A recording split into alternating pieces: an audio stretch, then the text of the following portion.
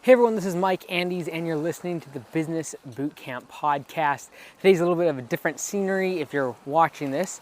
If you're just listening, I am on a beach right now up in Blaine, Washington, not too far from where I live. And it's just 9 o'clock at night and I figured I'd try to change it up a bit instead of being at the studio. So today we're going to talk about the 5 things you need to do if you want to run your business and have a business that runs itself and you don't have to be there every day in the day-to-day operations.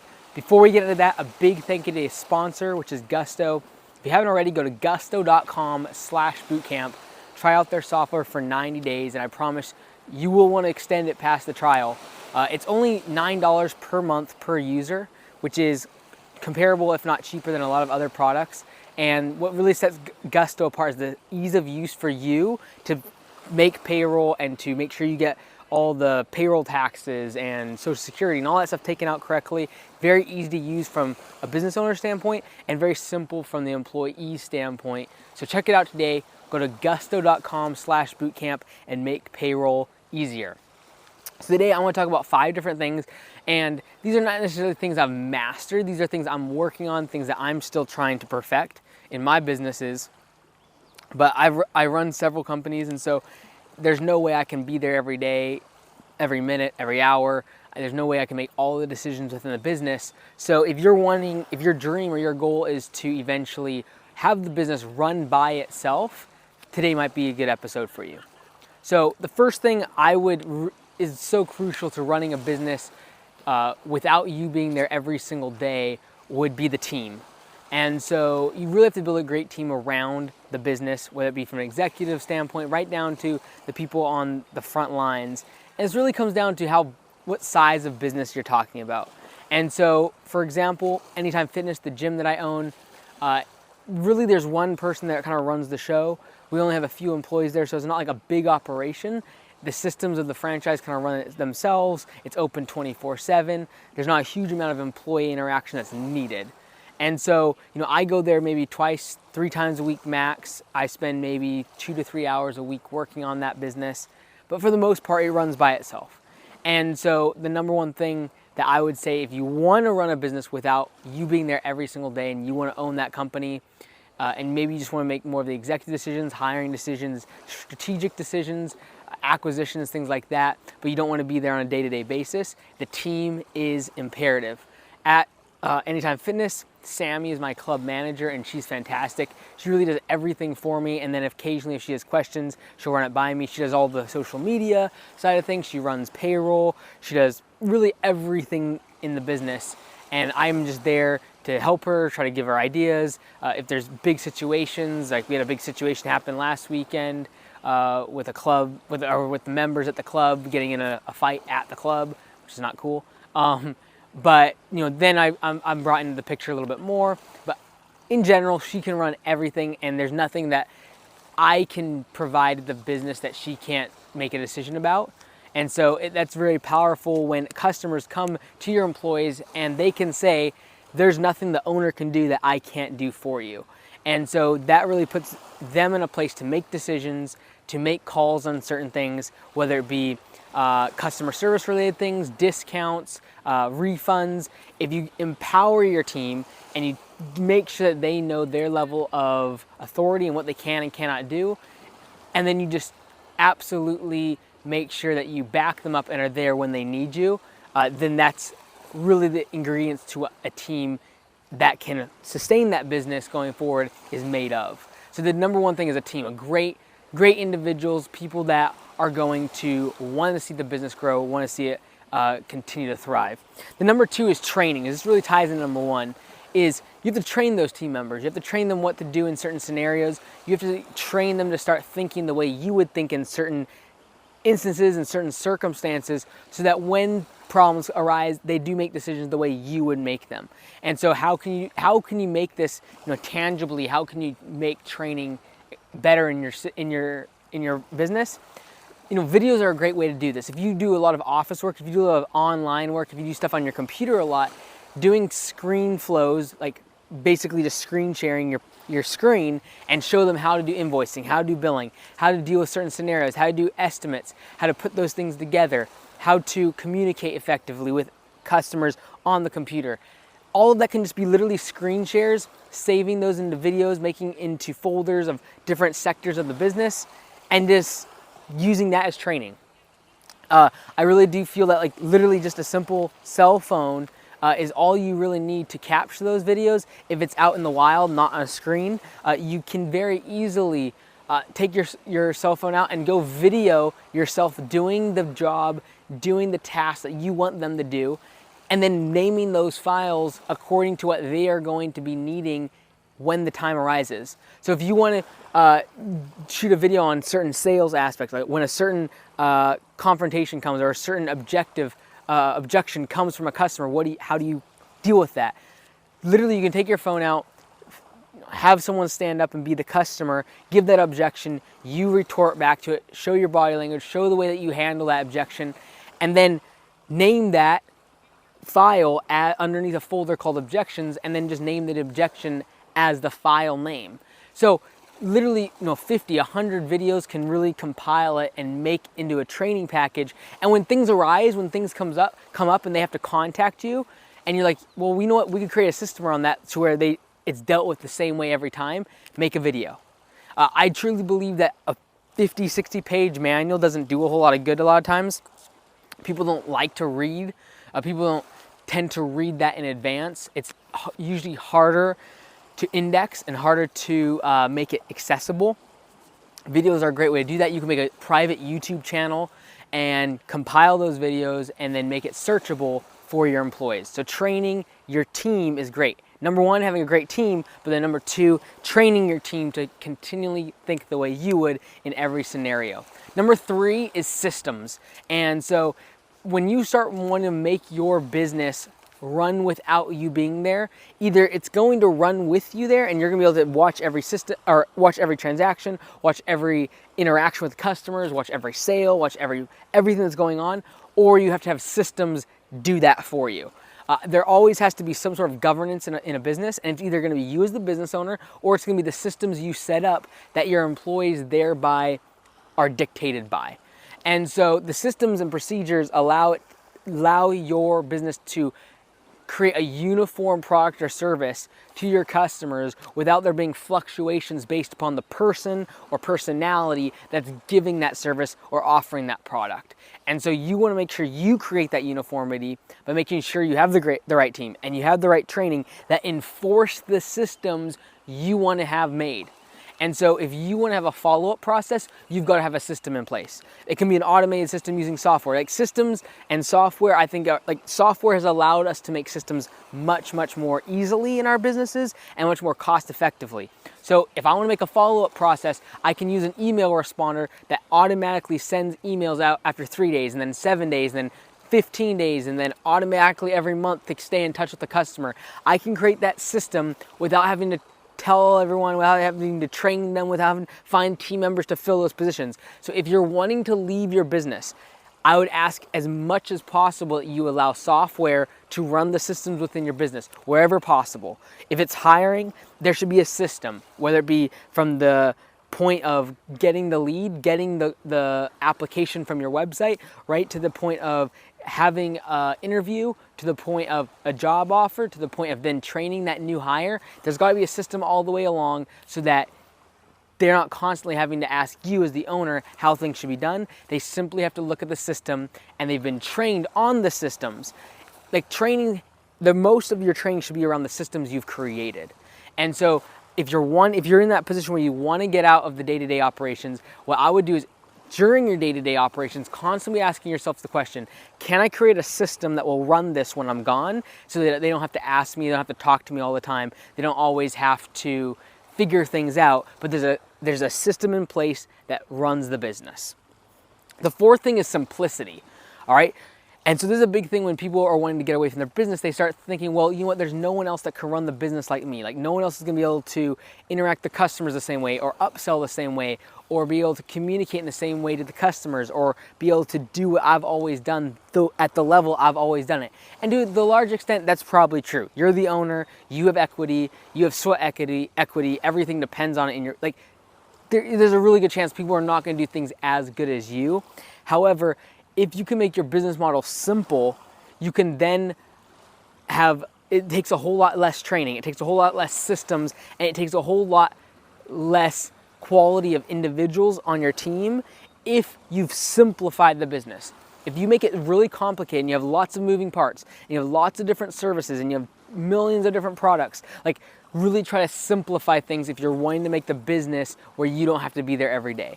So what we've done at Augusta, when I'm, next year we'll be completely out of day-to-day operations, focusing on the franchising. In order for that to happen, we had to simplify our services. So we had to take out certain things like artificial turf. We did it, it was great, made money on it. It was cool, it was fun, but it's not simple. And so we took that out. It required highly skilled individuals. It took higher paid individuals. It was labor intensive in terms of cost as well, like upfront costs, larger deposits from customers required, like more admin work from the office standpoint, longer sales cycle. And so we decided to take that out of the business. Artificial turf. We just sold our tree chipper. We're not interested in doing massive tree jobs anymore. What else have we cut out? We've cut out really big installations. We've cut out water features. We've cut out irrigation.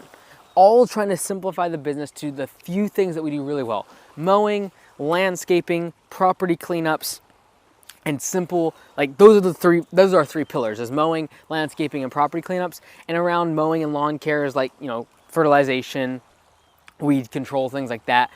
But those are our three pillars: mowing, landscaping, and property cleanups. And we took out like 3 or 4 other things. And so why are we doing that? We're trying to simplify the business. I'm trying to simplify the business model so that when I leave, there's not so many moving parts and so many different departments and so many different areas that they can mess up on. And keeping the business model simple is absolutely imperative, not only to you moving out of the business, out of day-to-day, it's also really imperative to be profitable when you do that. Because the more complexity you add to a small business, and when I'm talking about small business, 10, 15, 20 employees or less, like when you add more and more complexity and more layers and more services and more divisions and departments to a small business, when you leave, there better be a really good facilitator of communication. There's got to be a really strong executive team, and that many times will suffocate, from a financial standpoint, a small business that doesn't have the resources to support the infrastructure that is required to run that type of organization with all the complexities. So simplify, simplify, simplify, and then get really good at those few things that you do really well. Get really, really good at producing those products that you can produce a solid profit margin and create a solid product, and your customers are very happy with them. Focus, focus, focus, simplify, simplify, simplify, and cut away the excess. It's not easy to say no to new work. It's not easy to say no to customers or jobs that are presenting themselves to you, and you have to say no to them because you're simplifying your service mix or you're simplifying your products and what you offer to the market. But I promise you, the more and more you simplify, the less and less the business is required for you to be around. And it's amazing that happens when you simplify, simplify, simplify. When you do leave, your profit margin is dramatically increased because there's not waste and overhead that is required to support the infrastructure of a system that's moving fast and has a lot of complexities.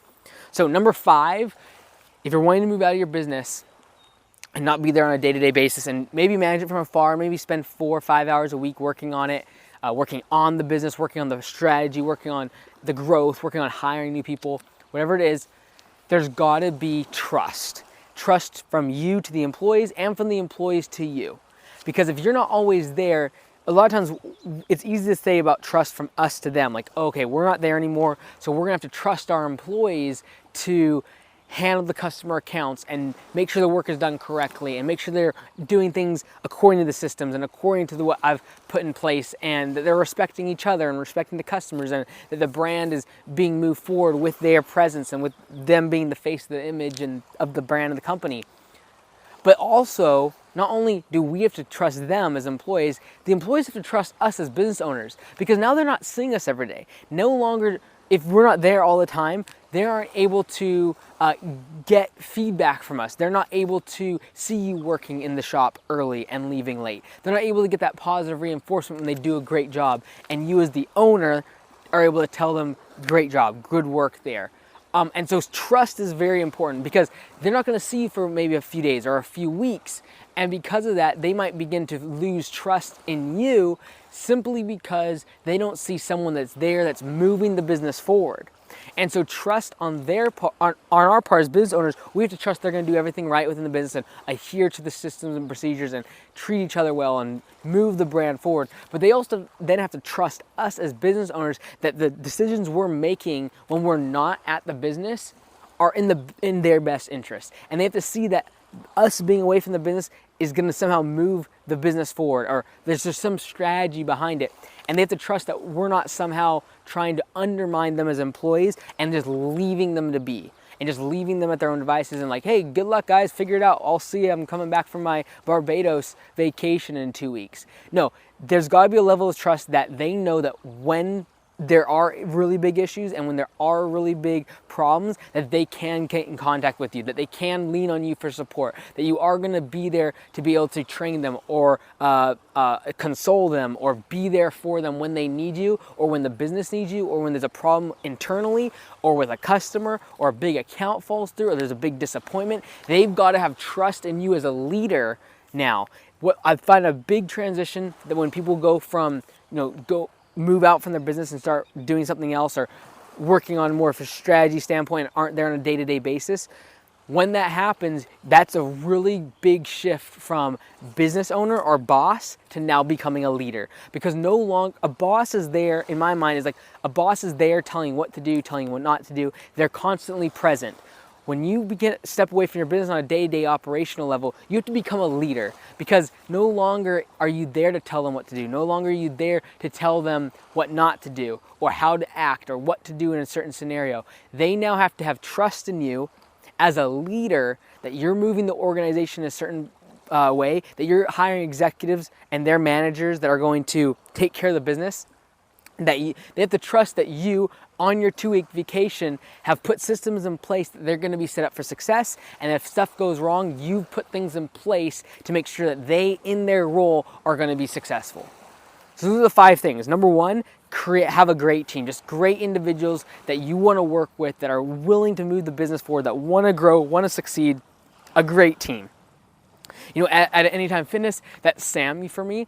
At Augusta, that's Liz, and then Lee is like the guy I go to in the field. So Liz is office manager side things, financial side things. Lee's like the field person. Those are the people I am like depending on 100%. And then everyone in the organization, they're solid. They're my team. They're the people I support and they support me. So number 1 is team. Number 2 is training. Have a solid training system in place. People within the organization that are responsible for training so that when there is an issue, you go to them and you work with them on the systems. You work on with them with how the videos should be done for training. You work on the procedure of how training should go forward. And that ties right into number 3, which is systems. You got to create systems around everything that you possibly can if you're looking to move out of day-to-day operations. A system for starting up the business or for opening up the day. Like, what do you do when you unlock the door and then you turn off the security system and then you turn on the computers and then you make sure that the power is on or whatever it is. Like, the reason I'm starting to think more and more about this is as we franchise, I've had to actually document so many little mundane things that you just think like, oh, that just happens. But like, what are the first 4 or 5 things you have to do to open up the shop? If you've always done that, you've got to make sure that it's a documented system in place that's going to run and going to still happen when you're gone.